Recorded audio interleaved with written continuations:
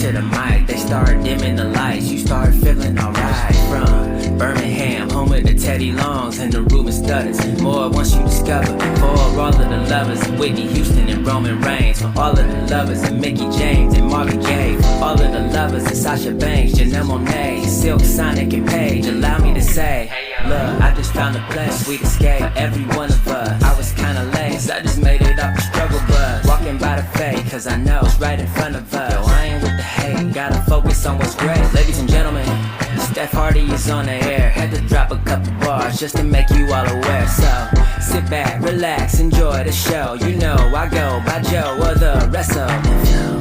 Hey y'all! Welcome to a new episode of the Hardy Wrestling Podcast with your girl Stephanie Hardy. Now, of course, in this new episode, I've got your news and gossip-ish, and it is juicy, y'all. Plus, on top of that, I get to talk about and give flowers to Saraya, who made her AEW debut this week, and I talk about my fandom of hers that started in 2012 and how it's trickled down to now with her new journey in wrestling. Then I talk about all the things that I loved in wrestling this week. So please sit back, relax, and listen to this new episode of the Hardy Wrestling Podcast.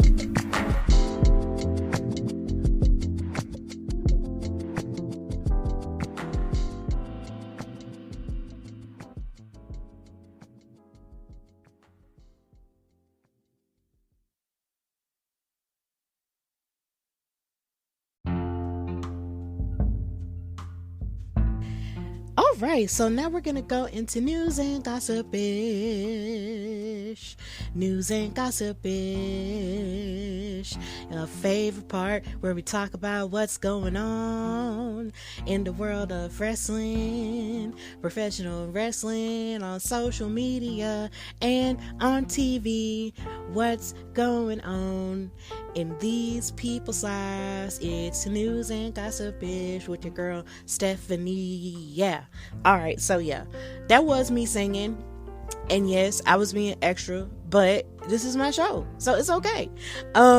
So like I was saying, this is the news and gossip-ish segment, and we're gonna start off by talking about CM Punk and how basically he's rumored to possibly never return to AEW after his whole little fallout with everybody. When it comes to him and the Young Bucks having that fight after the meteor scrum that took place after All Out on September the 4th, my birthday. And since then, of course, Tony Khan went forward with stripping him of the AEW title, and then they had their Tournament of Champions, and now Jon Moxley is the AEW champion again. So congratulations to him. But basically, there's this rumor that CM Punk might not ever return, even though everything isn't 100% out there.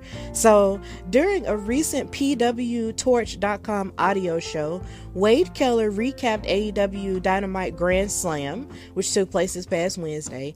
And while speaking about the Ring of Honor World title match between Chris Jericho and Claudio Castagnoli, which went down in a way that I didn't like, Keller noted how CM Punk's name was excluded when Ian Riccoboni talked about the big names that have held the title.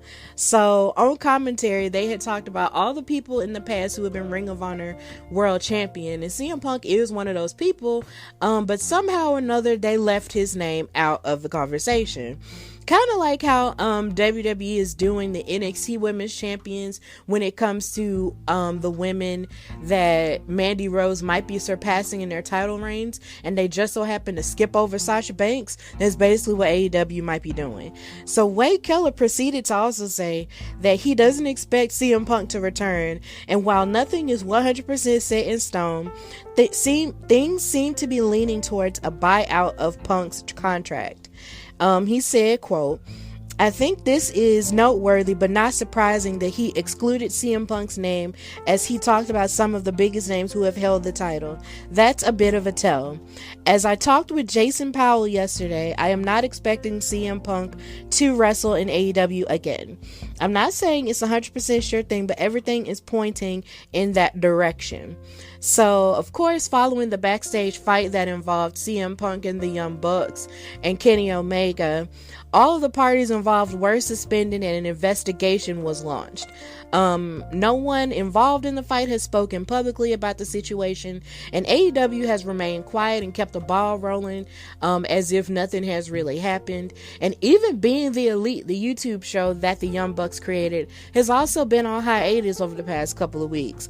So yeah, it's just getting really creepy in that sense, in the fact that no one has said anything. Even Kenny Omega showed up for a Sega event, but yet no one has said anything about the incident. A lot of people online were basically looking at the picture that he took, and they thought, well, he has a spot on his arm that looks like it could be a bite, so maybe that came from the fight or whatever. But no one truly knows. So I feel like if this is the case, and if CM Punk isn't going to come back, so like I said, this is just a rumor. People aren't expecting him to come back. He has not confirmed or denied these rumors. It would be really sad if this was how he went out. How it's like you come back, after years away from the wrestling business, and then it's like you go on to fight, and you fight, and then you win the title, but then have to give it up due to injury, which of course isn't anybody's fault because the human body is going to fail you. And then you come back, win the title again, and then have a blow up, and then you leave, and then possibly to never return. Like, that would seriously suck for all of your fans who waited for so long to see you on top in this way. But I'm hoping that maybe it isn't true, because the last time they said CM Punk was in trouble with the company and he had some type of blow up with everybody, it turned out not to be true. So yeah, here's hoping the best for CM Punk at this point. I hope that he does go on to continue to do amazing things, whether it be in wrestling or outside of wrestling. And I hope that, all parties involved can actually come to a peaceful conclusion and just get along. Even though I know everybody, who works with everybody isn't meant to get along all the time. It's just the principle. I just hope everybody can just chill out and just be happy. But then again, that's just me in general. So yeah, I hate it when people fight. But moving on outside of that story, WWE has expanded a paid holiday schedule for their employees. So according to Fightful Select, they learned on Tuesday that Stephanie McMahon, the chairwoman and co-CEO with Nick Khan, and Triple H, who was just the head of creative and all of these other things, held an all-employee meeting that seemingly helped boost morale within the company, which was a concentrated effort from the trio. Employees were informed that their paid holiday schedule would be significantly expanded, with the company adding Veterans Day, Juneteenth, Thanksgiving Eve, as well as a floating holiday to the 2023 schedule. And the current list of dates includes New Year's Day, Martin Luther King Day, President's Day, Memorial Day, Juneteenth, Independence Day in July for July the 3rd and the 4th, Labor Day, Veterans Day, Thanksgiving the time between November the 22nd and the 24th, and the holiday break for Christmas, the biggest, baddest holiday of them all, from December the 25th all the way through December the 29th. WWE will still tour some of these days, so some days off may vary. The executives also let employees know that the company will be expanding its flexible work policy, with details to be shared soon. So I'm more than sure that anybody who works behind the scenes at WWE or in the offices were really happy to hear that. And happy to hear that they'll have more flexible time to be with their family members and stuff for various holidays, of course. Because I know one thing, when I was working at my office and we were able to get like a half day for Juneteenth, I was so lit, because I was just like, oh my God, Juneteenth is really like Independence Day for African Americans. So it's just like for us to get half a day, or to only go on to only get to get a whole day for it, it was really lit. And I enjoyed this past Juneteenth weekend because I was in New York for the first time. So that was fun. So big ups to the employees of WWE. I don't necessarily know if this applies to the wrestlers, but big ups to WWE and all of its other employees who gets to enjoy this expanded holiday schedule, because y'all do a whole lot of work for us. Like, y'all go hard in the paint for us, and y'all ain't gotta do that. So enjoy y'all breaks, because y'all deserve them.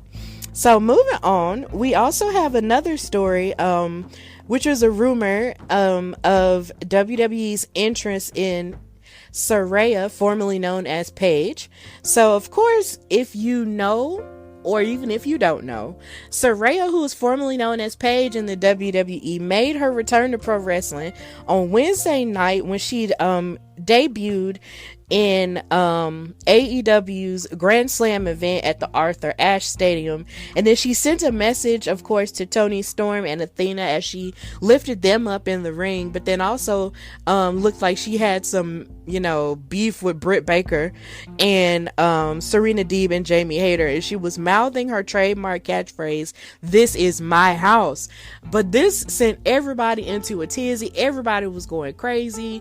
This was in Queens, New York, so everybody was just really lit when they heard her or saw her name pop up on the Titantron, and then she came out, because nobody was expecting to see her or expecting for her to make her debut at all, because of course she did leave WWE after her contract ran out in July. So didn't nobody really know exactly what she had cooking up or what she had planned. But here she is back in wrestling and everybody's crunk. So Sean Ross Sapp of Fightful Select reported earlier that afternoon that AEW had reached out to her over the summer, but no further context was known. And that the article also stated that there was a belief that the revamped WWE would be interested in bringing the 30-year-old back. Well, that belief turned out to not be true. So there's another piece of this article that says it is not particularly surprising that AEW reached out to Saraya when she became a free agent. It is commonplace for the promotion to attempt to acquire as much talent as possible, and the second generation star fits that category despite not wrestling a match for 5 years. And let me tell y'all something. When she came back Wednesday, it blew my mind to bits. Like, I just couldn't believe it. I was sitting on the couch waiting for dinner to arrive, and then all of a sudden, I'm watching this women's match, and Toni Storm, of course, regained or basically retained her interim AEW World Women's title. And then after that, of course, Britt Baker was being a bully with her friends Jamie Hayter and Rebel. And so all of a sudden you see the screen go black, and then you see Saraya pop up, and I was like, oh my god, I was so excited. Like, I was too excited, because I love me some Paige, but I'll get to talk about that in my special segment after this. But I love me some Saraya. I've loved her since 2012. So I'm really excited for what she is going to bring to AEW at this point, and I'm happy that she's happy for herself, and I'm just happy that she's in wrestling, period, because her presence is just needed. And that's not to say that anybody else's presence isn't needed, but it's just the fact that her presence is like, without her in wrestling, you can tell that there's just something missing. And I'm just glad that she is back, whether it be on an officials level, a wrestler level, or even like on a level of maybe she'll be a manager or something. Like, I don't know. Either way, I'm just glad she's on TV. So yeah. Yes, Saraya. Love you, girl. So moving on, there have been lots of expectations with White Rabbit and how it could possibly be the return of Bray Wyatt with a somewhat new gimmick. Like, people have been looking at clues and QR codes and coordinates and stuff to try to decode what it is the White Rabbit stuff means. So WrestleVotes reported that a source within WWE expects the White Rabbit teases to culminate with the return of Bray Wyatt, but also said it's being withheld from everyone. WWE featured QR codes in the background of Monday's Raw, leading to a website that added to the mystery surrounding the company's use of Jefferson Airplane's White Rabbit during commercial breaks at TV tapings and at recent house shows. The video also features a game of Hangman that asks the question, "Who killed the world?" before revealing, "You did." Now, the last clue with the QR code alluded to something happening on September the 23rd, which was SmackDown. That was just yesterday. And a lot of people were kind of watching SmackDown to kind of expect something to happen during the show, but nothing happened on screen.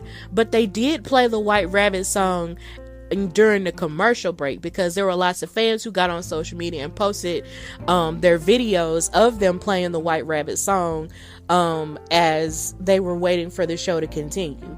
So there's supposed to be another clue within the court, and it's talking about how we're supposed to be getting another clue on this Monday's Raw coming up, but nothing has been confirmed.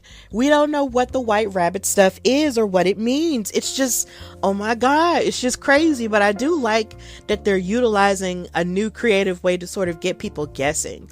And it's so funny because I feel like a long time ago, I would have said that this was Chris Jericho.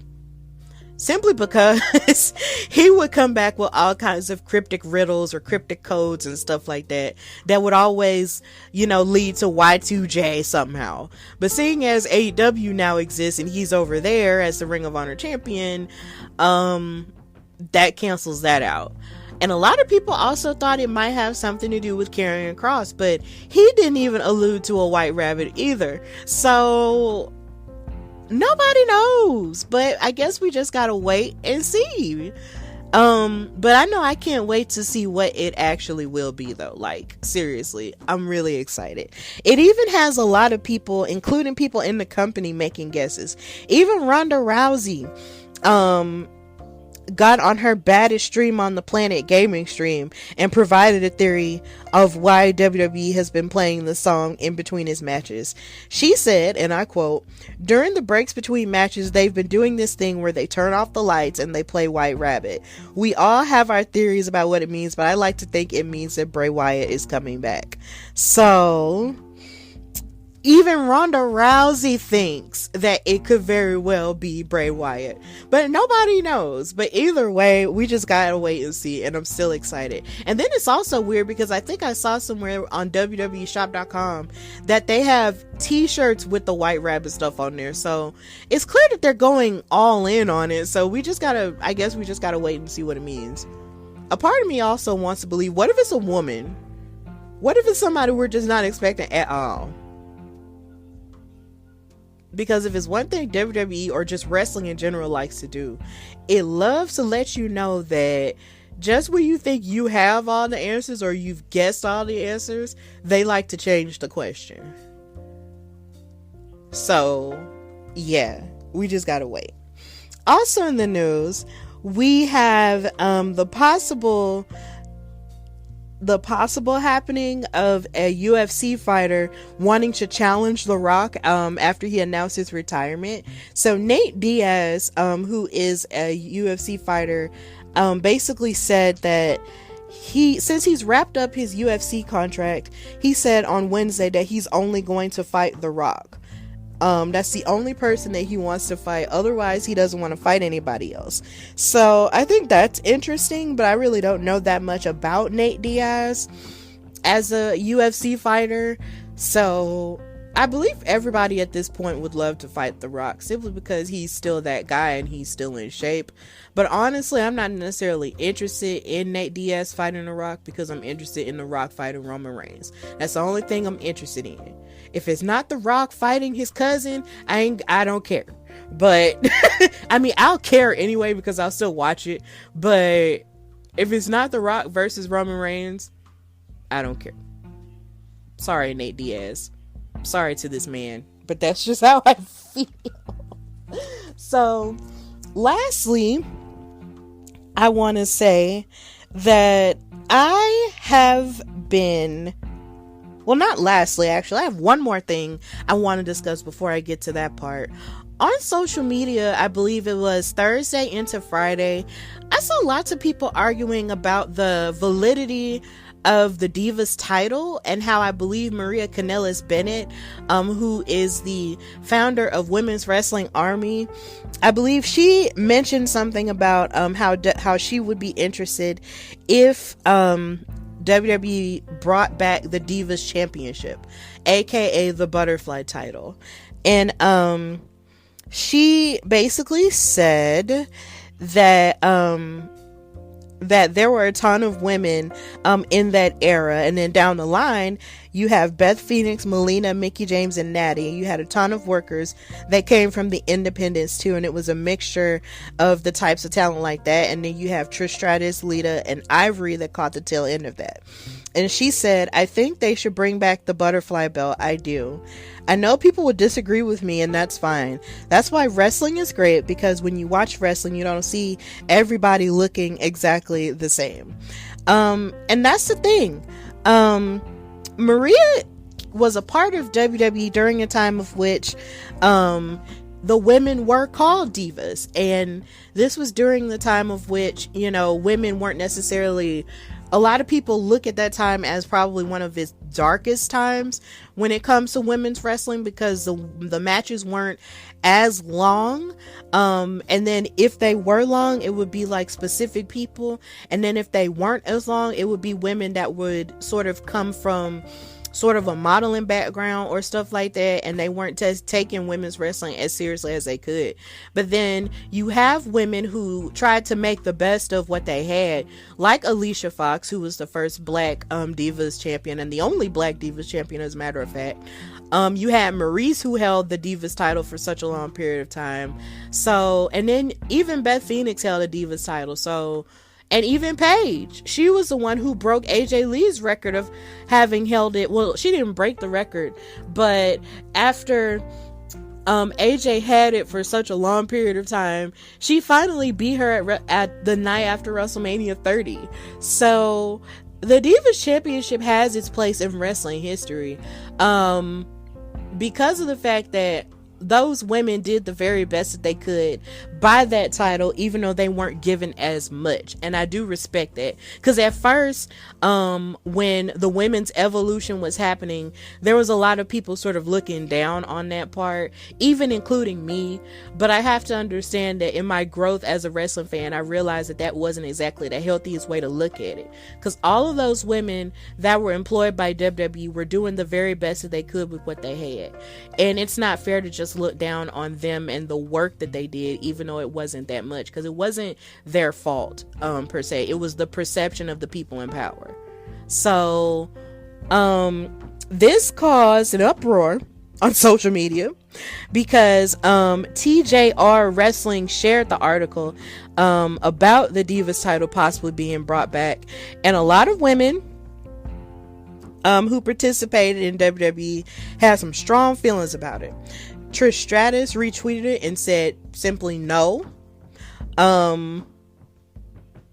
Maria responded to that and said that she didn't want that time in wrestling to come back, but I do think that a lot of people loved that being strong can be sexy, and that you can own your sexuality in whatever way you choose. For a lot of people, the Divas era gave them the confidence to be themselves, and it represented more than wrestling. For me, it represented opportunity and the chance to be in an industry that I love. This also caused a little bit more of an uproar with Mickie James. She on Twitter said, personally, I prefer the OG Women's Championship. That's the gold one with the red letters. That's another one that I do love. She said, nothing is prettier. The women who held that championship were legends, icons, history makers, game changers, ceiling breakers, today's road pavers. This one, not so much, which I do disagree with, because of the previous women that I did mention who held the Divas title as well. Even she held the Divas title, I believe, at one point. So I feel like the women who held that title, you know, are still just as valid in women's history, just as much as the women who held the gold one, the black and gold one with the red letters too. So that's not necessarily how I feel. Now, other people on Twitter, such as @LiveCodas, said, I can agree the women's title was iconic, but implying the women who held the Divas title aren't iconic or game changers is very blank. Yeah, because at the same time, you do have people, like I said, AJ Lee, who held the title for so long and basically made it mean something a little bit more besides, you know, an accessory that you could just toss back and forth whenever you feel like it. And she actually did that for a while, and that's another reason why I kind of feel like AJ was a little bit ahead of her time. But either way, it was still a credible title to have. So yeah.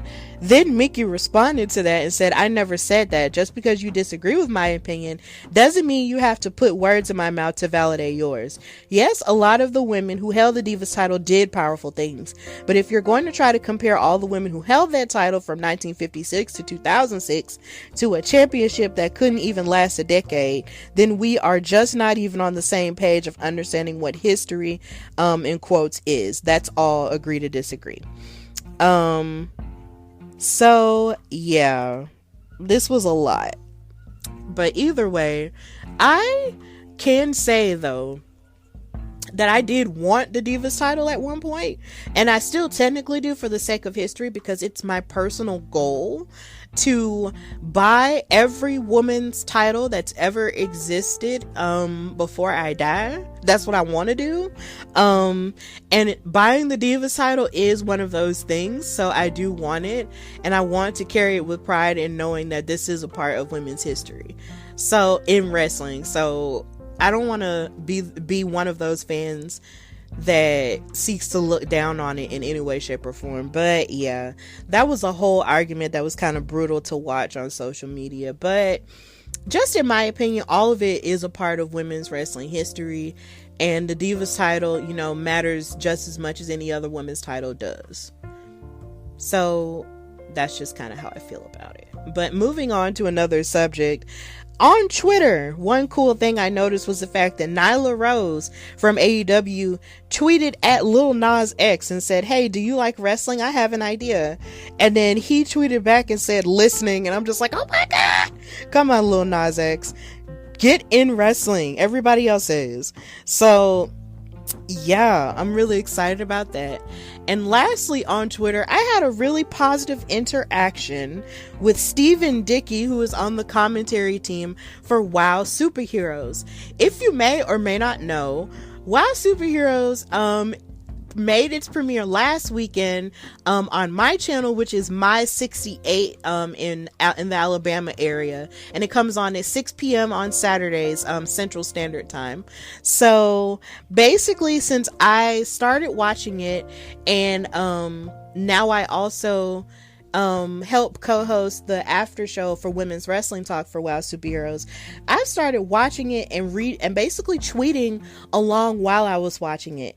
And WoW Superheroes actually saw it. Their Twitter account saw a lot of my tweets and retweeted them and quote tweeted them as well. They gave clapping emojis when I said, it's WoW Superheroes Day. Let's get it cracking. They loved that. And then I made a tweet about one of their superstars, Vivian Rivera. And I said, Vivian is so beautiful and technically sound. Also, I love AJ roasting David's rapping. And then they also commented, commented and said, Vivian is smooth like butter and tough as stone.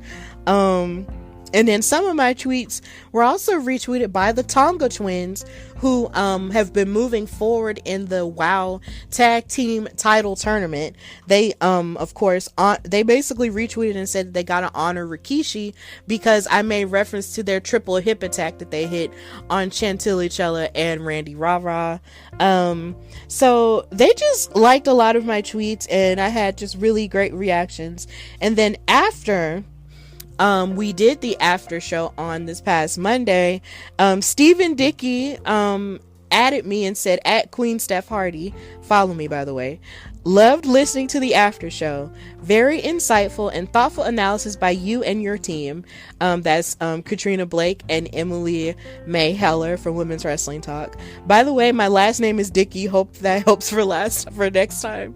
And that does help because my brain was fried because it was Monday, and yeah. And then he said, no worries, I'm glad everyone enjoyed the show.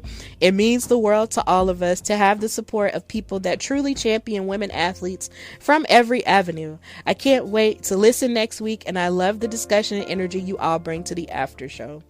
So guys, it's so great, and I'm so happy to actually give this show my time, because Wild Superheroes may only be an hour, but what they put in that hour is so amazing. It's like you get to know a lot of the women and all of their stories and their motivations behind what it is they do, why they wrestle and stuff like that. Like it's really a well done and well crafted show.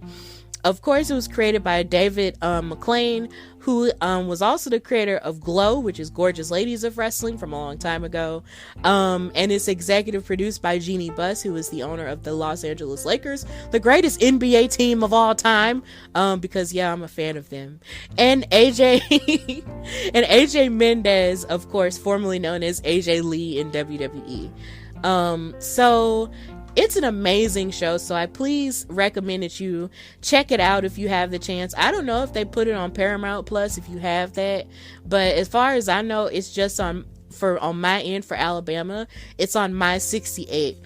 So if you have a My Network TV channel, check the guide and see if it's on that channel, or if you have like a CW channel, check on that channel as well on the guide and see, where it comes on for you. And please check it out and please support it, because these women deserve absolutely nothing but the best and the support.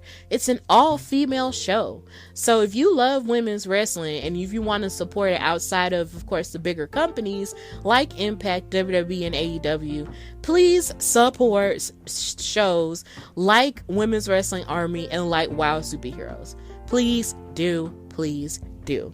So that's all for news and gossip-ish. And I'm going to talk about my special bond and my love for Saraya, formerly known as Paige from WWE, and my journey as a fan of hers.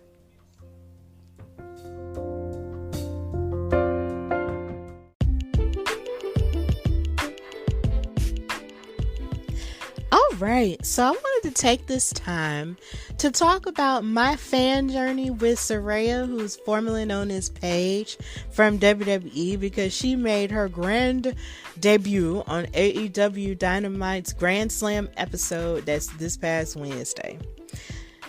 I have loved her since 2012. I feel like a lot of stuff happened for me and popped off in terms of wrestling and life in 2012. It's a big year. It was a big summer. That was the year I discovered that the women in NXT were popping off with 20-minute matches through my boyfriend, who I didn't know was going to be my boyfriend at the time.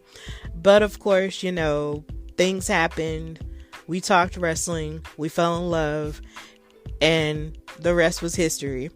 Then on top of that, we were always having back and forth discussions about how come they won't let the women on the main roster fight, as long as the men fight. Like, this was something that I thought about even by myself for years.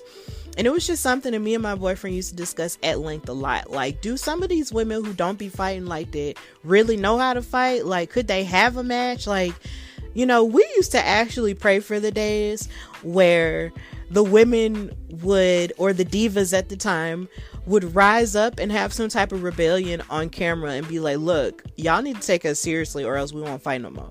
Like, we used to talk about that all the time. So you fast forward and then everything that's happened now is just really lit. But back then, we were just mad. But he did let me know, and he told me, like, on NXT, these women are fighting, and then there's this woman named Paige, and I found this documentary called Fighting with My Family, right? And he watched it on YouTube, so I was like, okay. So in my free time one day, in Berea, Kentucky, shout out to the college, Berea College, I was in my room and I watched this documentary about the family. Of course, this is the Bevis family. But then, of course, in kayfabe, they were known as the Knight family. So they had their own wrestling promotion in England. They were from Norwich.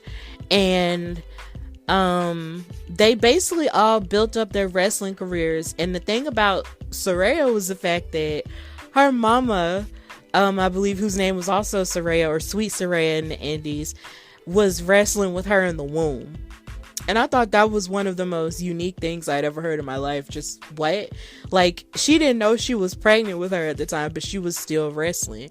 So she had her, and then of course Saraya has her other siblings, Zach, and so many, and her other siblings as well. And they were all fighting and all wrestling, you know, either each other or other people. And I thought it was just so cool. And I just used to love watching her and how rough and tumble she used to be. Like, I just lived for that back then. So they even showed in a documentary how her and her brother went to tryouts for WWE, and how Saraya made it, but her brother didn't. And that, of course, broke her heart. But her being very young, you know, she knew that this was her dream, but she really didn't necessarily want to leave her family because they were so close or tight-knit or whatever. But she followed her dream. Her family supported her, as far as I could see. And she went to WWE, went to the NXT brand, struggled with changes because at the time they wanted the women to fit a certain aesthetic, like the whole model aesthetic, like being smaller, being blonde and tan and all that other stuff. But clearly Saraya does not fit that aesthetic at all. Like, she is more of a rough and tumble wrestler, like an actual wrestler at that, who's highly skilled. And then on top of that, you know, she's not tanned, like, she's pale and she has black hair and she looks kind of more like a goth girl. But that was a good thing, and that was really different. And she labeled herself as the anti-diva. And of course, she made her debut in FCW, but then around that time, you know, FCW was turned upside down and then turned and rebranded as NXT, not the game show, but the developmental brand we know it as today. And as they were building their women's division, she took on the name of Paige. And of course, in NXT, she was popping off and everything. And then they had a tournament. They created and erected the NXT Women's Championship. And they had a tournament for it. And she wound up going far in the tournament to the finals and wound up winning. And she became the first ever NXT Women's Champion. So, with all the matches that she had, I fell in love with her when I saw her match against Emma. Formerly known as Emma, but her name is of course Tenille Dashwood. Their match for that, in that final tournament, you know, match for the NXT Women's title was absolutely amazing, and I felt like I could watch them wrestle forever. Like, I just remember I would watch the main roster and they would just not have, you know, the women's matches be that long. But then you switch over and you look at NXT on the network or on YouTube, on, you know, for those who didn't have the funds to buy the network back then. Hello. You would watch it. And I would just sit for minutes upon minutes, you know, and just watch them wrestle forever. Like, their matches would be close to 15 or 20 minutes. And that's because Triple H believed in the women's division and actually believed that a change could come for them. And I'm so grateful for that, because watching them was just so refreshing. And just, it was just so beautiful. And I might go back and watch those matches again, but watching Paige and the rise of her and watching her be different and sort of, you know, pave the way for a lot of the women that we see and saw, you know, over the past couple of years was just really cool. Then on top of that, after she fought through everyone, you know, on NXT, especially Emma, she got called up while she was NXT Women's Champion. And then she historically beat AJ Lee for the Divas title on the night after WrestleMania. The night after WrestleMania on Raw. And nobody was expecting that, but everybody got crunk as F because they knew who she was. Because in that crowd, you know, these are the diehard fans, you know, who knew who she was, and they were really lit for her, and it was just so cool for her to have that moment. And then on their YouTube channel, they posted her after she won, and she was crying super hard, and I remember crying myself, because I'm just a crybaby, and I love watching people succeed and make their dreams come true. So I was like, oh my god, this is so great, and I just started crying. And I kid you not, I watched that match where she hit the Rampage on AJ Lee and won a title like at least 10 times that week, because I was just so excited, and I was following her in NXT and I knew who she was. So I was just like, oh my God, this is the greatest thing ever. And she was even the desktop wallpaper on my laptop in college for a long time, based off of that, one win. And I was just so thrilled for her. And then she wound up having to relinquish the NXT Women's title because, of course, she couldn't be on the main roster and at NXT at the same time. So she never lost the NXT Women's title. She just had to give it up. So she stayed on the main roster after that. And, of course, everybody else fought for the NXT Women's title. And she stayed on the main roster. But even with somebody as talented as she was, and even with all of the moves and stuff, with her moveset that she was doing, the women still weren't given a whole lot of time. And it used to make me sad, because I felt like with her, there were more changes that could come with the women's division at that time, the Divas division at that time. But it wasn't necessarily the case. Like, the change was still very slow. But either way, I still watched everything she did. Her feud with Alicia Fox, her feud with freaking AJ. I feel like they tossed the title back and forth between each other so many times. But I wasn't mad about it, because Paige was just my girl and I wanted to see her win. And I was angry anytime AJ beat her, because I was just like, dang it, Paige, like, hang on to the title for your entire life. Like, just hang on to it, please. But, that's just how it would happen. And they almost gave off the impression like they were best friends and they liked each other, but deep down inside they didn't, or whatever. Like, it was almost a weird point where it almost looked like they could have had a girl crush on each other. And Paige was like, but I love you, AJ. And or AJ would be like, I love you, Paige, and all this other stuff. It was just crazy. But they were really good friends in real life. So, to figure that out was just really cool. So I believe after all of that, there was a point where she and the Bella Twins beefed a whole lot too.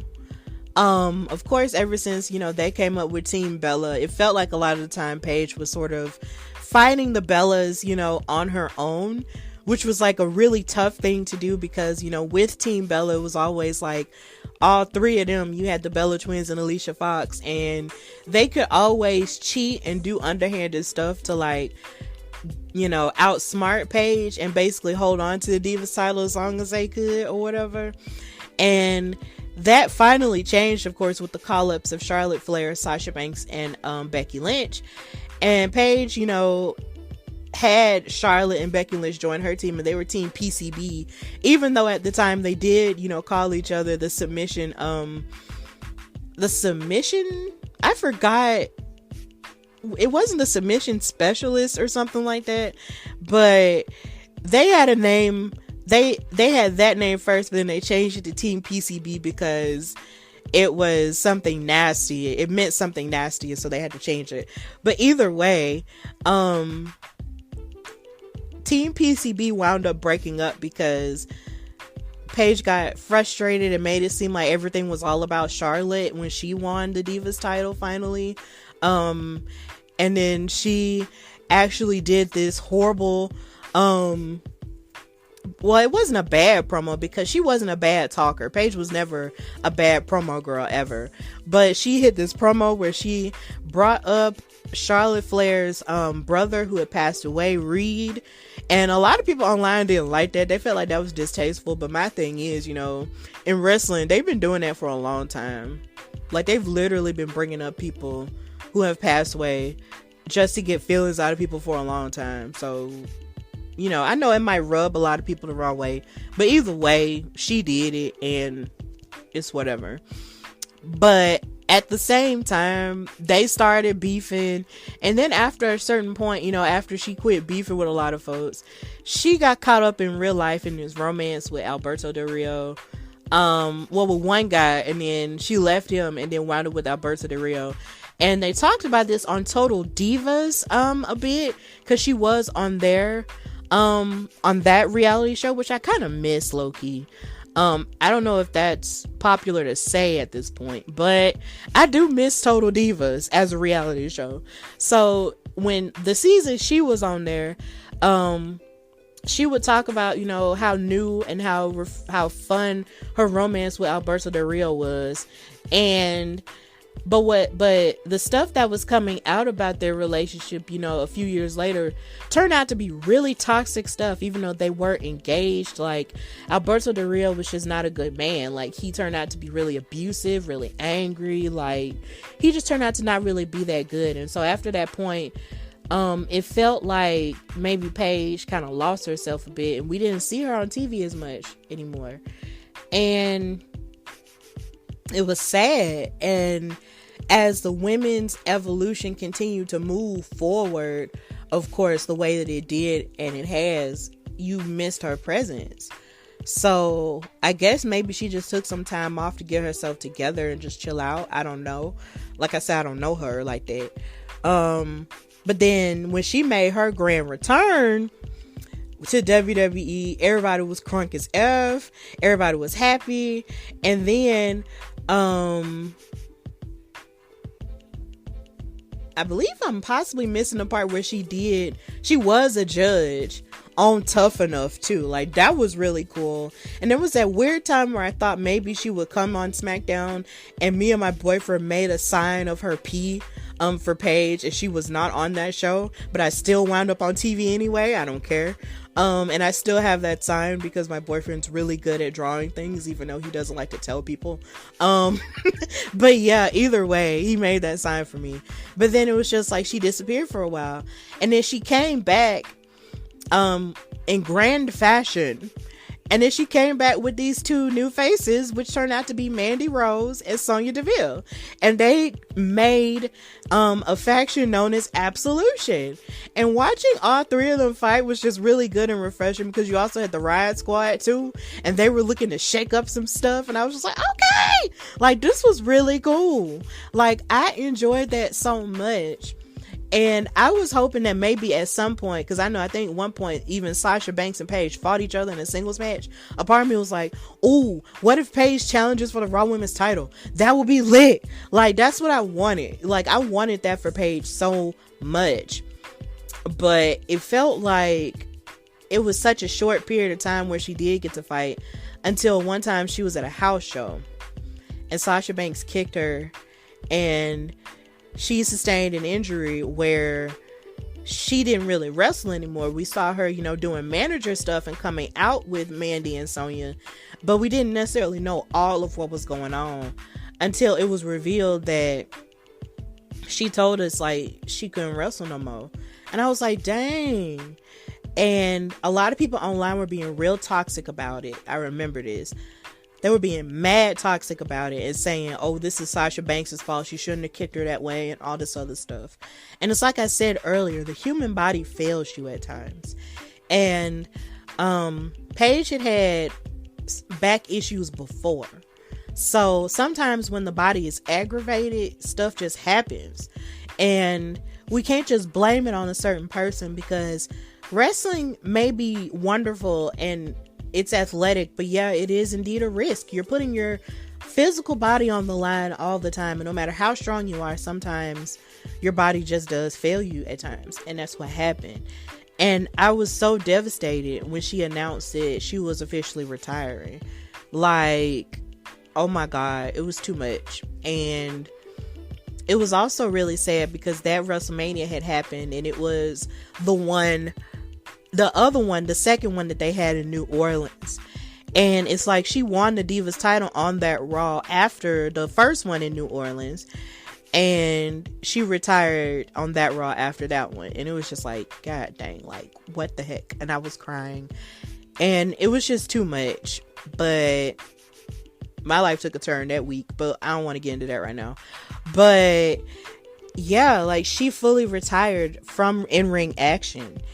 And I was just like, so what's gonna be next for her? Like, it was just really sad, because even in her speech she said, this will always be my house, you know. And she left her t-shirt in the middle of the ring, and I'm just like, dang, this is it.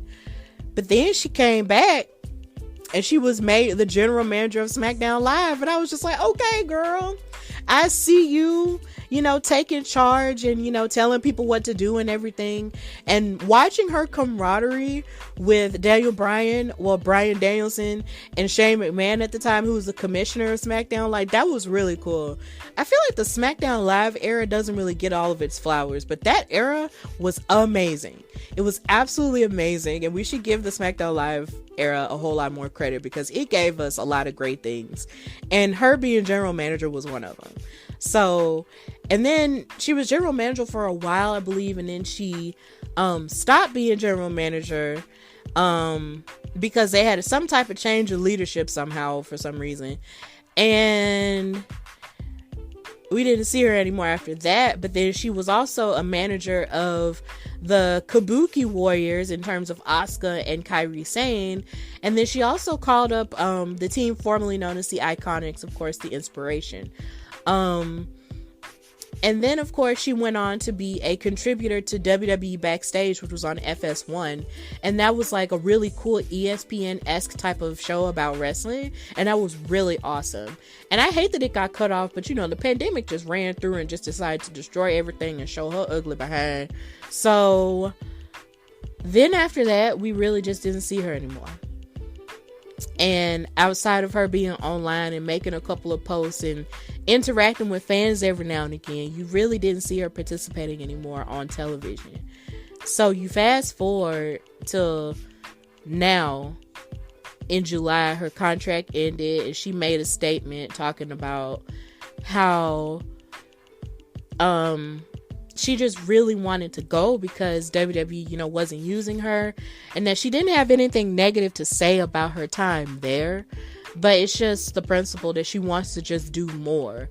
And I couldn't blame her for that, because when you're not doing anything and they're not utilizing you to the best of your ability, and you're not, and it's like you are cleared, but then they're scared. I don't know. Maybe WWE was scared to use her because they were afraid she was injury prone. I don't know. But you have to make the decision that best suits where you are in life. And it made me sad that she did leave WWE, but at the same time, I can't really be angry because that's what she wanted to do. And ultimately, as humans, we have to do what makes us happy. And it's clear that her being at AEW now might make her happy. So, as Saraya, I hope that she does make some waves in AEW and in the women's division. I believe on the website, somebody took a picture and said that on the AEW website, they gave her a record. So maybe she'll wrestle. I don't know. Maybe she'll be a manager. I don't know. But either way, I'ma always be here for her because she worked for every piece of success that she has. And even though, with her, sometimes, as us young people do, we tend to go crazy and make, different choices in life when we learn from them and stuff. That can sort of distract us from what our actual goals are. And I'm glad that she got back on the right track. And I'm glad that she never let anybody, or anything like toxic relationships and bullies and stuff, get in the way of her and her ultimate success. Because there are a lot of people who even still to this day in the wrestling fandom still like to joke about her and some illicit videos that got released and leaked of her doing things. And I'm just like, that was really gross. And it's just stupid how even in the wrestling community, how men, and just outside of that in general, men have a tendency to, excuse my French, slut shame women for being, who they are and participating in relationships that they do when their stuff gets leaked and then you invade their privacy and make it seem like they're less than because of it. I hated that. Like, I really hated that. Like, okay, she did this and she was a grown woman doing this.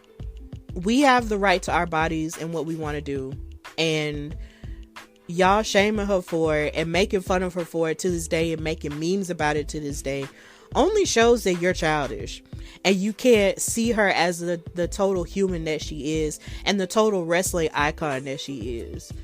That says a lot more about you than it does about her.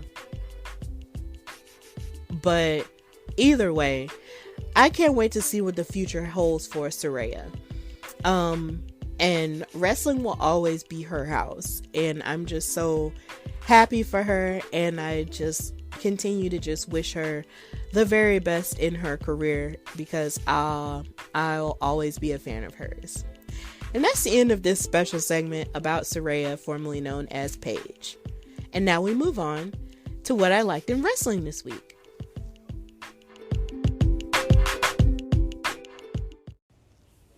Once upon a time in a faraway land, there was a girl who wanted to talk about wrestling but didn't necessarily know how to do it in a healthy way. But then one day she got a visit from an amazing fairy godmother who told her, what it sounds like you need to do is start a wrestling podcast. But the girl was like, I don't know how to start one, and I don't know if anybody will listen to me. But the godmother said, well, guess what? You got to use this app called Anchor that you can download to your phone. She went on to say, it's the easiest way to make a podcast with everything you need all in one place. Anchor has tools that allow you to record and edit your podcast right from your phone or your computer. So, of course, you're going to have to get a computer and a microphone, maybe, but let's just start with your phone. When hosting Anchor, you can distribute your podcast on listening platforms like Spotify, which you listen to music on, Apple Podcasts, and more. It has everything you need to make a podcast in one place. And best of all, you ain't got to pay for it. It is absolutely free, and I know you like it when stuff is free. So, of course, the fairy godmother grabbed the lady by the face, the woman by the face, and told her to download the Anchor app or go to anchor.fm to get started and get your thoughts out there, because the world is ready to hear you. So here again, download the Anchor app or go to anchor.fm to get started and tell your story today.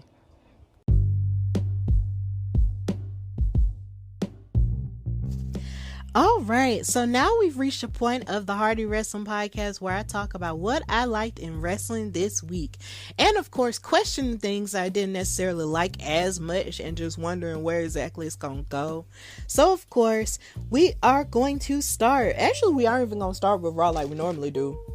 I just want to talk about how much I love WoW superheroes. Like, y'all need to watch that show. Find where it's at on whatever channel it is that you have that's adjacent to my network television, and watch WoW Superheroes. It comes on Saturdays at 6 p.m. Central for those who live in Birmingham, Alabama like me.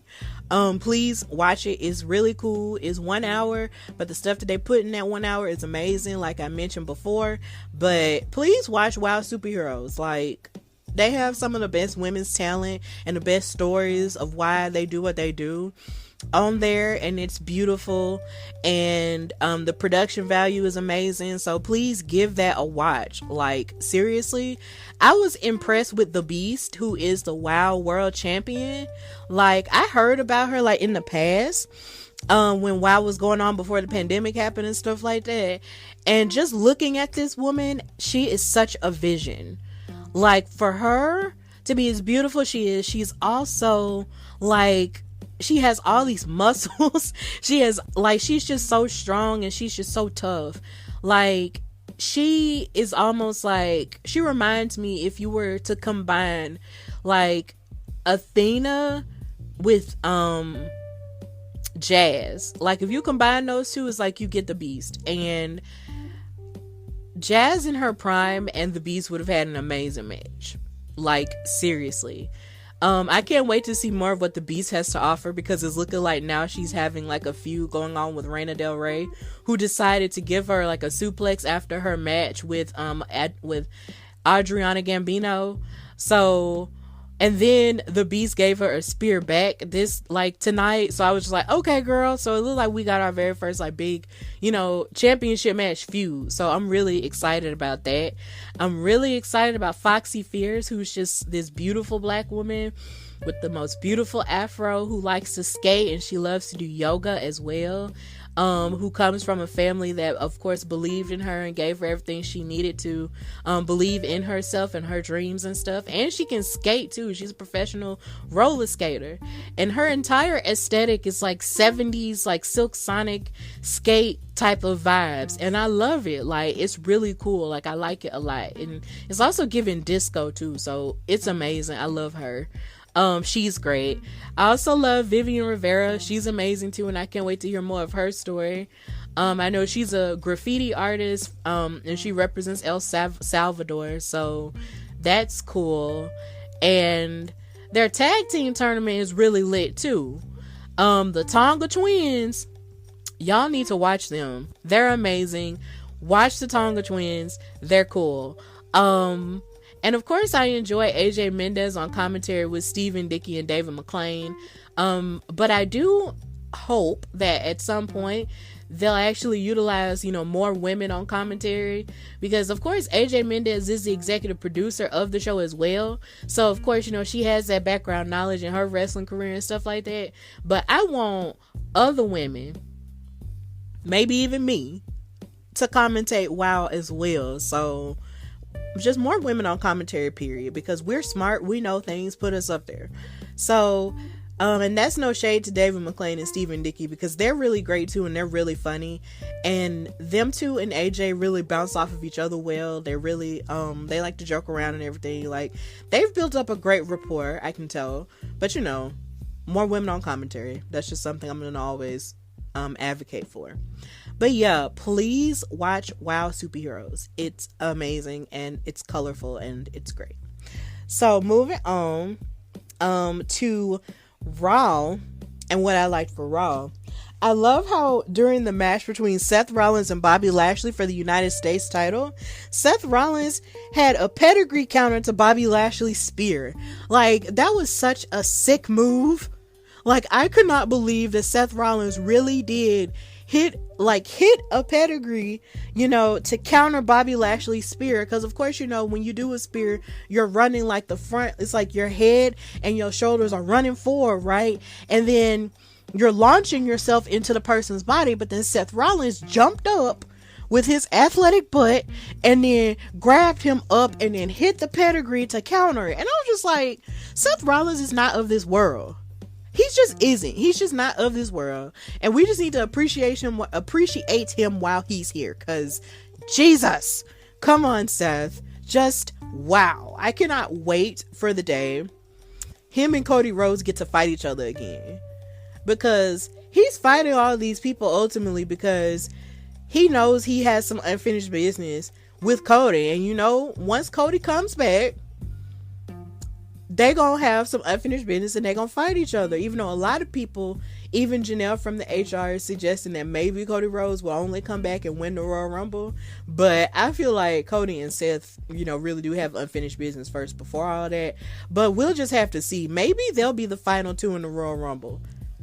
I know it's really early to be predicting that, but maybe they'll be the final two in the Royal Rumble, and then maybe Cody will eliminate him, and then he'll win, and then he'll have a title match. I don't know. It's kind of hard to say.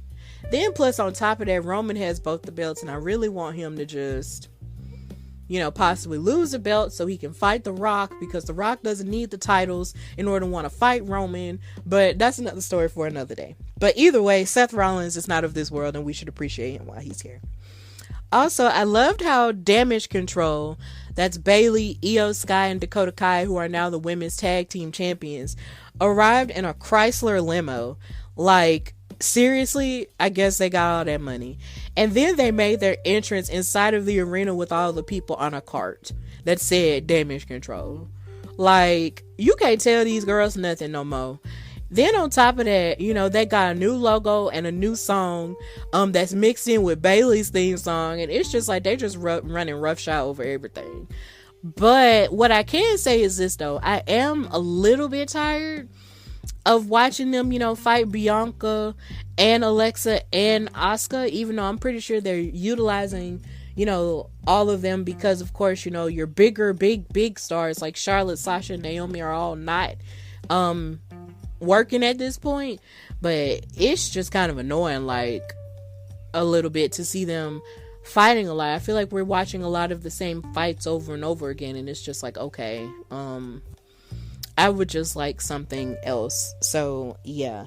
Then I also love Bianca Belair's black jumpsuit. That woman sure can dress. And even if whether you're the champion or not, if you are a woman in wrestling, you gotta look good. And Bianca Belair heard that advice and she took it to the moon. because every time you see her, she just looks like $1 million, and I love it. Also, something else I liked on Raw was just the fact that Alexa Bliss was getting some action on Bayley, who she used to bully. And it's funny because when you look back in history, it's like, I remember the time Bayley actually got wrecked by Alexa Bliss in that This Is Your Life segment, and Alexa used to just bully the crap out of her. And even with Extreme Rules, it was like Bayley was always like this nice girl, like this hugger girl, but almost to her detriment, to the point to where it was looking like, you know, she couldn't fight back against somebody like Alexa, who was just naturally that aggressive as the mean girl back then. But it's almost like the tables have turned. The turns have tabled. Bayley is the mean girl now, and Alexa is just not even really the goddess or even the demon anymore. She's just the girl who comes out with Lily now. And it's weird. It's really weird, but I don't know. And then I love how the crowd in San Jose was chanting, "Who's your daddy?" at Austin Theory. I was just like, you know what? I really feel like the WWE fandom is never gonna let Austin Theory live that down. Roman Reigns really roasted him to hell and back. He roasted him when he said, look, your daddy's not here anymore to protect you. He meant that. He said it with his chest, and we're not letting him live that down. So it's funny. Also, in his match against Kevin Owens, that was really good. And Kevin Owens is somebody who also continues to show out with his athleticism too. Like, he's amazing. Let's appreciate him while he's here too. Of course, you know, you had the QR code with the rabbits and everything, but I did talk about that earlier, so I won't go further into that. But I did miss the QR code when it popped up on the TV because I was slow picking up my phone, but hey, whatever. It was a long day. Then I also love the Street Profits gear because their gear was making a reference to the baseball team, the San Francisco Giants, and they even made a reference to Barry Bonds, who was once upon a time known as probably one of the greatest home run hitters in baseball history, until of course he got derailed by that steroid scandal from a long time ago. That was so heartbreaking.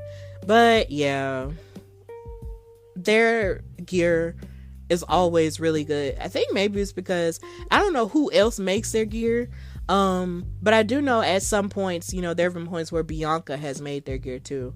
But either way, it was really cute. And I would also love to know, what exactly are the Street Profits doing now that they're not in any title contention? Like, that was a question that I did have, because it just seemed like they just be kind of just fighting anybody now, and it's just like, what's going on? And I kind of felt that way about the New Day on Monday as well. And I felt that way up until Friday. But I'll talk more about SmackDown a little bit later. Also, I hated how Edge basically got played out by the Judgment Day yet again. Like, I'm just sick and tired of Edge getting his butt beat all the time by the Judgment Day, and how they just keep bullying him over and over again. It's just like, how many times are y'all gonna injure this man and put him out for a long time? And how many times is he gonna come back for revenge and beat y'all up only for y'all to gain another member, and then y'all continue to beat up on him? It's just not fair. And then with Dominic a part of the fold now, he's just being evil and dark, and don't nobody like him no more because of that. Because even when he tried to talk and give his reasons as to why he joined the Judgment Day, along with Rhea sort of coaxing him and rubbing up on him like some creepy rock couple, like, they was booing the crap out of him. Because of course you ain't finna do Rey Mysterio wrong, because Rey Mysterio is all of our uncles in our head. And when you do him wrong, that's when you've officially effed up. So yeah, ain't nobody finna let you talk Dominic. And I don't blame them for booing him. I just thought it was funny. Also, another thing I liked about Raw was the fact that Rey Mysterio and Matt Riddle had a tag team match. And I loved how they were both matching in green, because Matt Riddle wore his Patrick Star shorts. Because if it's anybody in WWE who matches the aesthetic of Patrick Star without being too stupid, it's Matt Riddle. Like, those shorts are amazing. And I also loved Rey Mysterio's green gear and how his gear matched with his green contact lenses. I was just like, come on, Rey. Let these people know that just because you are our uncle does not mean that you have to dress like an uncle. Dang it. You can be youthful and still, you can dress youthful and still be older now. We love you. We love you, Rey Mysterio. Dang it. Yeah. I also liked and didn't like how Dominic and Rhea were just being all creepy and sexy with each other. And then on the bump, she was talking about how Dominic, calls him mommy or poppy or it's whatever, he wants or whatever. And I'm just like, wait, so you mean to tell me you turned him out? And I'm sorry, if for the kids who might be listening to this, but it's just, since you guys are like boyfriend or girlfriend, like, it's just like, have you made him a man? Like, girl, what are you doing? Like, do you have a dungeon? What's going on? Rhea, she's special. She's very special. But I do feel weird though, because with the women's division being where it's at, with Bianca now set to face off against Bayley at Extreme Rules for the Raw Women's Championship, I kind of hate that Rhea is not in the title picture anymore either, because it's felt like maybe she had like maybe 2 matches with Liv since she joined the Judgment Day or whatever, and it's like she hasn't really been wrestling any women since then. She's only been hanging out with the guys of Judgment Day. And my thing is, it's like, you have Rhea, who is so imposing and so athletic in the ring. Why aren't you using her and her power dynamic to possibly go after Bianca? Like, as much as I love Bianca Belair, she deserves, the best opponents, to go for her title. And Rhea Ripley could very well be one of those people. So it kind of sucks how, I know Rhea is making the best of it, but it kind of sucks how Rhea is just getting caught up, with all of this Judgment Day drama and not, chopping it up with the women, because the women are doing great things or whatever.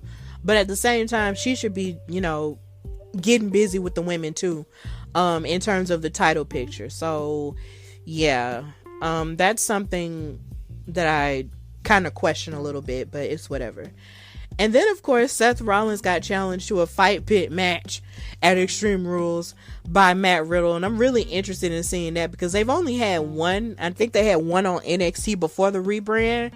But I'm really interested in seeing that. And I hope they destroy each other. Also, it's so funny how Dexter Lumis is just making The Miz and Tommaso Ciampa's life a living hell. He tried to suck them under the ring, but they fought him off, and it was just really funny. And I'm also trying to figure out, how did Dexter Lumis get out of jail? But it's so funny that happened. We haven't seen Indy Hartwell since, so maybe she did break him out, like I was asking for. I don't know. But either way, that was pretty much everything I liked about Raw.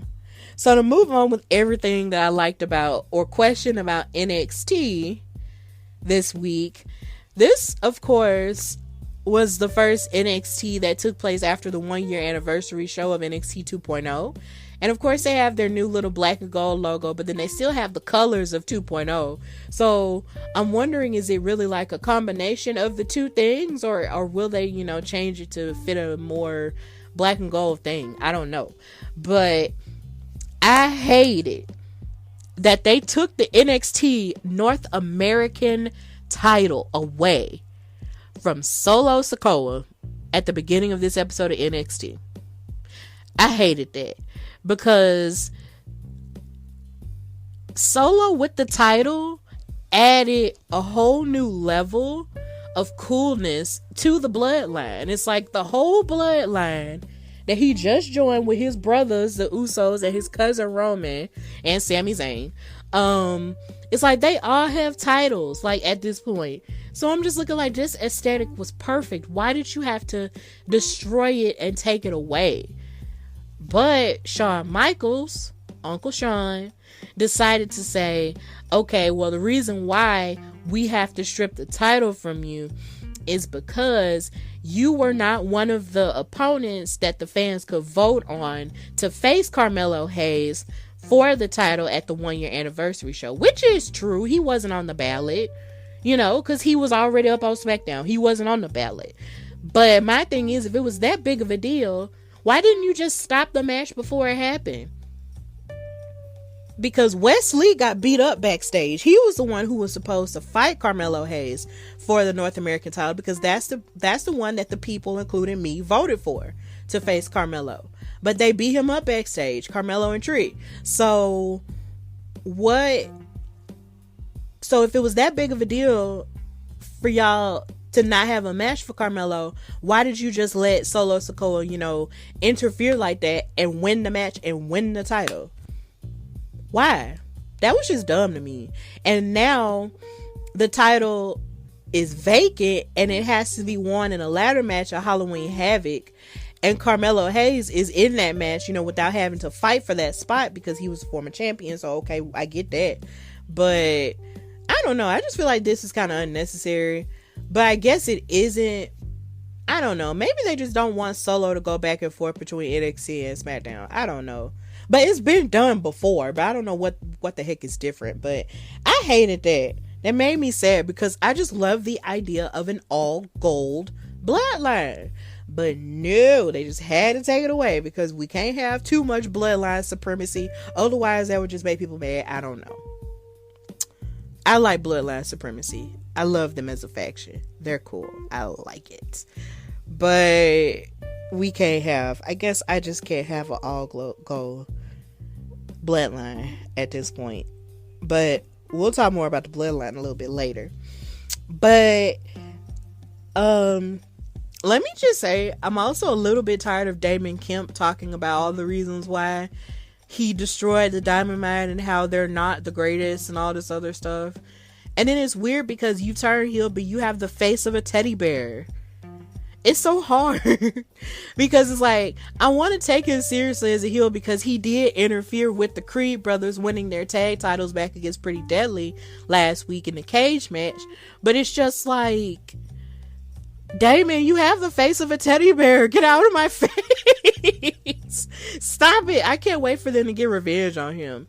Like, I really can't, because teddy bear is just not gonna do it. He's just not gonna do this to them. I'm ready for the Diamond Mine to just come and whoop his butt. Like, I'm really ready for that. Also, something else I liked from NXT was watching Tatum Paxley and her agility against Gigi Dolan in the tag team match that they had with Toxic versus Tatum Paxley and Ivy Nile, who of course has been wrapped up in this drama with the Diamond Mine as well. Like, Tatum Paxley is amazing. Like, she's getting super better in the ring, even though I don't know exactly why she has a mask on her face. Like, I don't know, maybe she got injured somehow, I don't know. But her agility when her and Gigi started off the match was really great. And I would also just like to put it out there that I want to marry Gigi Dolan. Like, if me and my boyfriend currently don't work out, Gigi Dolan, please marry me. I love you. You're gorgeous. I love your orange hair. I love the way you wrestle. You're gorgeous. Like, marry me. Either way. So, yeah, Toxic wound up winning the match, which of course helped them bounce back from their losing ways that they've been dealing with for the past couple of weeks. And of course, maybe they'll be looking for a rematch for the tag titles that they once had, that are currently being held by Team KC Squared, Katana Chance, and Kaden Carter. So, yeah. But for real though, Gigi, marry me. Holla at your girl. Try. I also loved Roxanne Perez and her determination to show her tougher side to Cora Jade once they finally do fight each other. And I love how Roxanne mentioned how much fire her match with Mako Satomura put under her butt, because you don't just fight a legend like that and not feel like you can run through a brick wall. Like, I remember the first time I commentated with Scott Resner, my commentary bestie, love you, and and I was commentating this match with Jazz in it, and it turned out to be a tag team match that was no DQ. And feeling like being able to commentate for a legend like Jazz, who was in the match with the Woad and Ray Lynn and Heather Monroe, like, that made me feel really good inside. And when you make an accomplishment like that in wrestling, it do be making you feel like you can take on the whole world. Like, you can go out and slay dragons, and be a gladiator in a suit.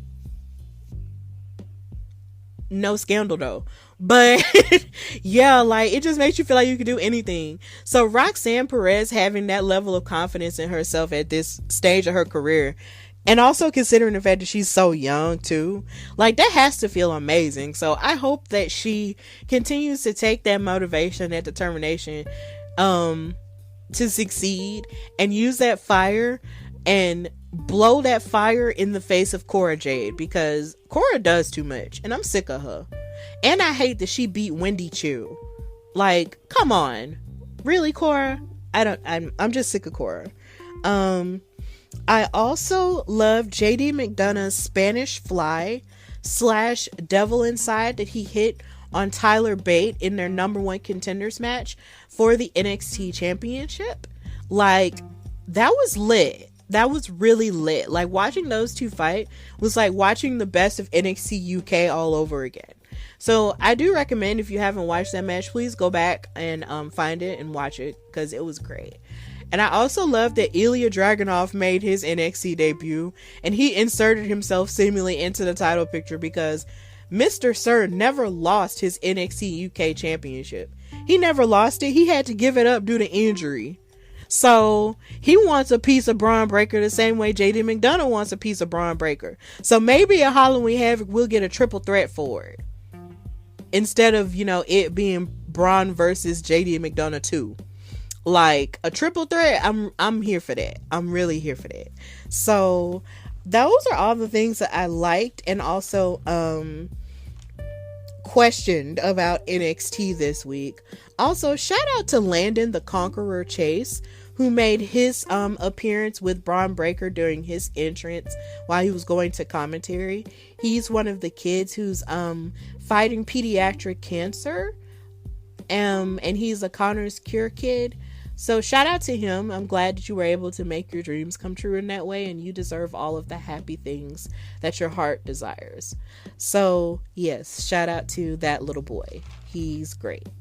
So lastly, not lastly, because I did watch AEW this week. I watch so much wrestling, guys, so sometimes I be forgetting. Like I mentioned earlier, I love Saraya making her debut. And then last night when I was watching Rampage, I really loved the match between Jungle Boy Jack Perry and Rey Fenix, who was 1/3 of the AEW World Trios champions. That match was fire. I loved it. I absolutely loved it. And I also wondered, why is it that Trina decided to stab Diamante in the back when the both of you are from Miami? Like, why did that happen, Trina? I understand and respect that you're the baddest bee and all, but why are you stabbing your Miami sister in the back for Jade? Like, that was really interesting. And I also hated that Jade and Diamante's match wasn't that long. But sadly in AEW, that seems to be par for the course, because they like repeating history that WWE has already done and smashed and are trying to make right. But either way, it's just like, bro, like, I'm tired of this. I'm just really tired of their women's matches being like super short. Like, come on. These women have the ability to have a longer match. They just need the opportunity. Give them the opportunity. Like, I'm really tired of having to say this over and over again, but yeah, I'm really tired of it. Also, another thing I didn't like in AEW was on Dynamite when Chris Jericho won the Ring of Honor World Championship from Claudio Castagnoli. I hated that, because when it comes to the whole Code of Honor thing, Jericho did not follow it. And I know you can use the excuse of him being a heel and not following it. Yeah, you can use that as an excuse. But at the end of the day, when you're fighting somebody and you're fighting for a title that has years of tradition, that's been built up in terms of building up that form of honor, and you desecrate it by not shaking your opponent's hand, number one, and then number two, cheating and hitting Claudio in his hoo-ha, and then covering him for the 1, 2, 3 and winning the title like that was just lame. I hated that. There was no honor in that. So Chris Jericho being the Ring of Honor champion is something that I really don't put that much stock in. I don't like it. I don't like it at all. I just feel like slowly but surely they're turning Ring of Honor into AEW Junior. Like, I don't like it. It's weird. And I don't like it. But yeah, that's really everything that I have to say about AEW this week. So, oh, and congratulations to the Acclaimed for winning the tag titles, even though I did feel weird about them winning the tag titles, and then Keith Lee and Swerve Strickland visited the wrestling club kids. Shout out to Victor Perry. They visited them earlier that day, and you know, they were holding the titles and everything, and then they would go on to lose them to the Acclaimed. I was just like, oh no, that's really weird. That was really weird to me. It was just really weird timing, but you know, that's no shade to them, but wow. But yeah, it has nothing to do with them going to see the kids, but I just thought it was just really weird how that happened. Very weird. But either way, congratulations to the Acclaimed, because they've been at AEW for a long time, and definitely congratulations to Anthony Bowens, because he is the first, I believe, openly gay black male to be a champion in AEW. So congratulations. He deserves that. So that was cool. So moving on to SmackDown and what I liked from that show this week, we have to talk about the budget for the Bloodline t-shirts. Because I feel like every week they come out with a new shirt. Because even this week, they came out with the We the Ones t-shirt with the blood on the white letters. And they were all dressed in the shirts, even Solo. But then Sammy didn't have one on because he had on the old Bloodline shirt that had Paul Heyman on there before. Of course, they put an X on it when he stabbed him in the back, but then he came back to them or whatever. And then in the segment, Roman questioned Sammy and asked him why he was there when he was acknowledging him or whatever after Solo Sikoa acknowledged him. And they didn't even mention the fact that he had lost his title and got it stripped from him, weirdly enough. But when Sammy acknowledged him, Roman was like, bro, why are you here? Why do you have on my t-shirt? Like, what is this all about? And then Jay was behind Roman, and Jay Uso was just walking back and forth and staring at him and walking back and forth. You know how like an attack dog do, walking back and forth like he was ready to eat Sammy's face off. It was crazy.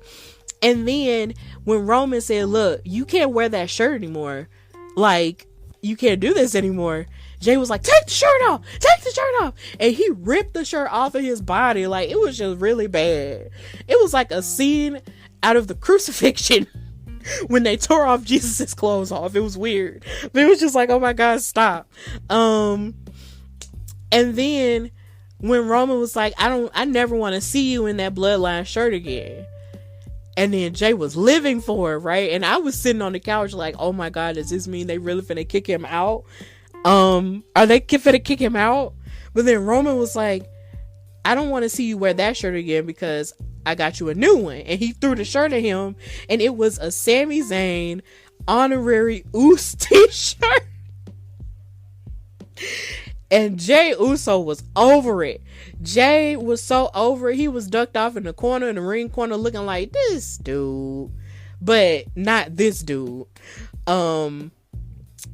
But oh my god, it was just so dramatic.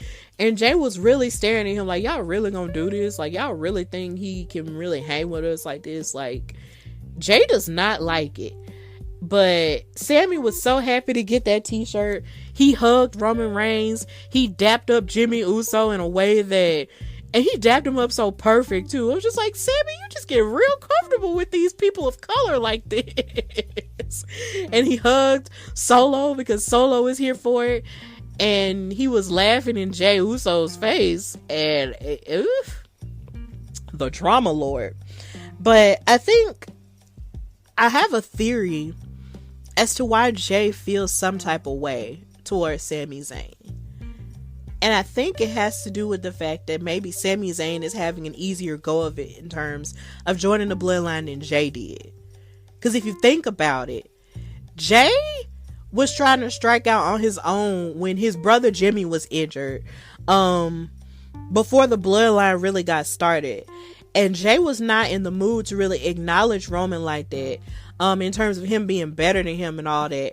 And they fought tooth and nail and back and forth, and Roman basically gaslit the F out of him, for a whole year or two, like during the pandemic era, and it was just like, he had a very tough go of it, and he fought him tooth and nail, fought him for the title and everything, couldn't win it, couldn't win for nothing. And his brother had to step in and stop Roman from tearing him apart so much. And Jey finally did join Roman. And then Jimmy, even though he didn't fight tooth and nail, he still wound up joining the bloodline either way. And then they all became the thing.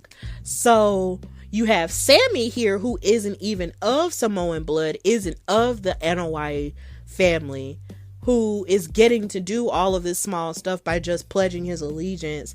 And they're just giving him an easier go of it than Jey had. So maybe that's why Jey Uso don't like Sami Zayn so much, because he had to go through so much to even, get his own stuff, to even be the undisputed tag team champions at this point, and Sami hasn't had to do as much. So maybe that is the underlying reason why he can't stand him. Or maybe this is just another way of Roman like gaslighting Jey and making his life miserable or something like that. I don't know. Either way, Jey and Sami gonna have to fight. They gonna have to fight to get some of this anger out, because child, it's just too much. It's too much. But it's still very entertaining to watch though. Jey's face is probably gonna be a gif for the rest of eternity because of how irritated he looked. But either way, it was a really fun segment. It was really fantastic. They never lose. And their t-shirt budget has to be through the roof, because they literally have a new shirt every single week. Like, they just need their own store at this point. Bloodline store. They can call it BL or something like that. WWE BL. Sell purses or something. Actually, no, don't sell purses, because I have too many to begin with. So, I ain't got no more room for no more purses. So Bloodline, don't make a purse. Please don't. Jesus Christ, don't. So after he got his honorary Uso title officially, Sami Zayn was really feeling himself. The way we tend to do when we get new clothes, we be feeling ourselves. So he went backstage and started, and he started talking big stuff to Ricochet and Madcap Moss. And so they was making fun of him, and they basically almost called him the Bloodline's B word. But then here comes Solo Sikoa jumping them from behind, and they fought them, and Sam was like, yeah, you're not gonna do that to me, because I'm the honorary Uso now, and all this other stuff. So he was talking mad cash-ish just because he's an honorary Uso now. So now they got a tag team match next week, I think, on SmackDown. So that's gonna be real interesting to see.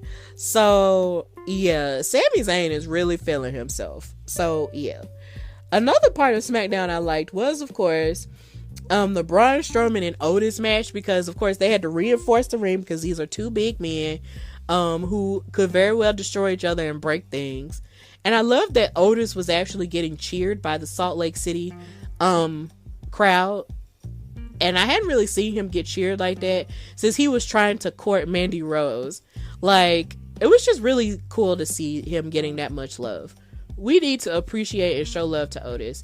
And I also cannot wait for the day that we can cheer for him again, because him and Alpha Academy, I mean, it's great and all with the whole shoosh thing with Chad Gable, but at the same time, I miss cheering for Otis, because Otis is so sweet. Plus, not to mention, shout out to Michael Cole for making a reference to Heavy Machinery, which was the tag team Otis was in with Tucker.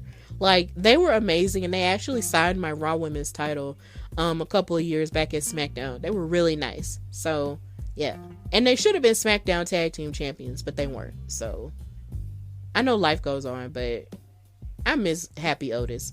Either way, another part of SmackDown that I liked was Liv Morgan beating the crap out of Lacey Evans, who was talking trash to her during their match together and made it seem like she couldn't get extreme.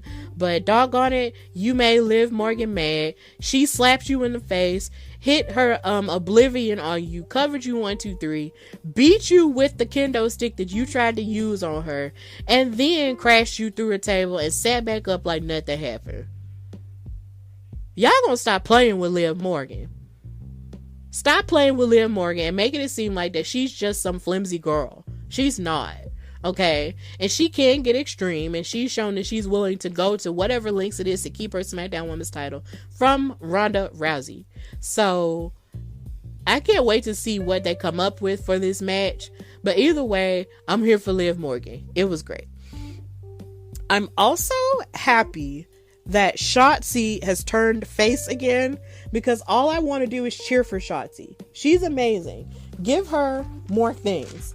And I'm happy that she is fighting with Raquel Rodriguez against Damage Control. But my question is, where did Aaliyah go? Where's Aaliyah? Because ever since they lost the tag team titles, we haven't seen Aaliyah. We've only seen Raquel. Aaliyah, where you at, girl? Where you at? Aaliyah 317. Where are you? The White Rabbit thing didn't show up, so we're still waiting on that. And I also loved the main event, which was the Usos versus the Brawling Brutes. And I loved how backstage they were with Kayla Braxton. Shout out to her, Alabama girl. And they now have adopted the chant banger after banger after banger after banger.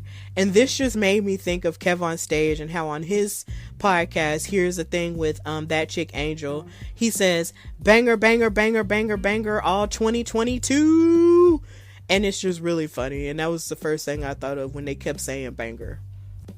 Also, shout out to Kev on Stage, because you have entertained me like my entire adult existence, and you deserve nothing but good things and love and healing, because he did just lose his brother, Jason Fredericks, who was a really good and comedic force in the universe, and helped with the rise of Kev on Stage and everything he had going on. So I just want to send my love and respect to Kev on Stage and his family during this tough time. Like, seriously. Yeah. But to move on, that was really all that I liked from SmackDown and all that I liked in wrestling this week. So if you see me sharing any clips of anything that I liked in wrestling this week throughout, the week or this weekend or whatever, tell me what you liked in wrestling or what you like that's going on currently now. And it doesn't have to be, just WWE stuff. It could be AEW stuff. It could be Impact stuff in the indies. Tell me what you like that's going on in wrestling right now. Or even, and these aren't even just for like hardcore fans. These could be for casual fans. This could also be for people who are just starting off in wrestling and who've just gotten off into it. Like, tell me what you like to see and what you've liked so far when you see me making posts. So yeah, follow me on Instagram and Twitter at Hardy Wrestling Podcast, and on Twitter at Hardy Wrestle Pod. And just comment and interact with me, and you never know, maybe a conversation that we'll have about wrestling might wind up on the show or on my social media. So, yeah.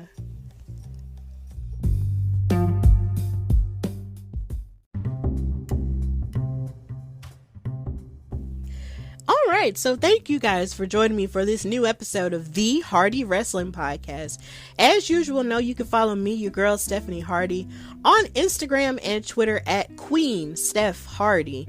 You can also follow the Hardy Wrestling Podcast on Instagram, like I said earlier, at Hardy Wrestling Podcast, and on Twitter at Hardy Wrestle Pod. And listen to this show on Anchor, Spotify, Apple Podcasts, Google Podcasts, my YouTube channel, The Hardy Wrestling Podcast, and so many other places you can listen as well. please check that out. I know next week I am in the midst of going through a lot of interviews with the likes of Iridian Fierro, who is the host of her wrestling podcast, Rest Friends, or Wrestle Friends. I don't know if I'm pronouncing that correctly, but I'll be talking to her. And then also pretty soon I'll be talking to the owner or the co-owner of Battle Club Pro, Joaquim Morales. And I'll probably be talking to more people leading up to my time with the Behind the Magic Women of Color in Wrestling panel at New York Comic-Con. I looked on the website and I saw my name with the other girls' names and I couldn't believe it. It's so beautiful.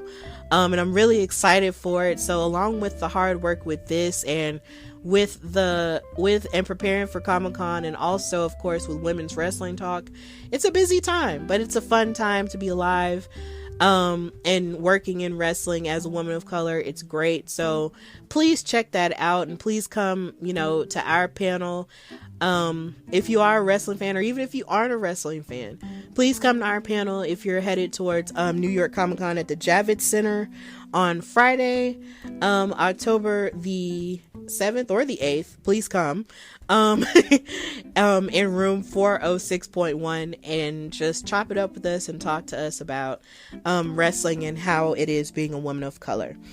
So with that in mind, this is the Hardy Wrestling Podcast with your girl Stephanie Hardy, and of course the theme song was performed by Josiah Williams, aka Mr. Wrestle and Flow. And until next time, bye y'all.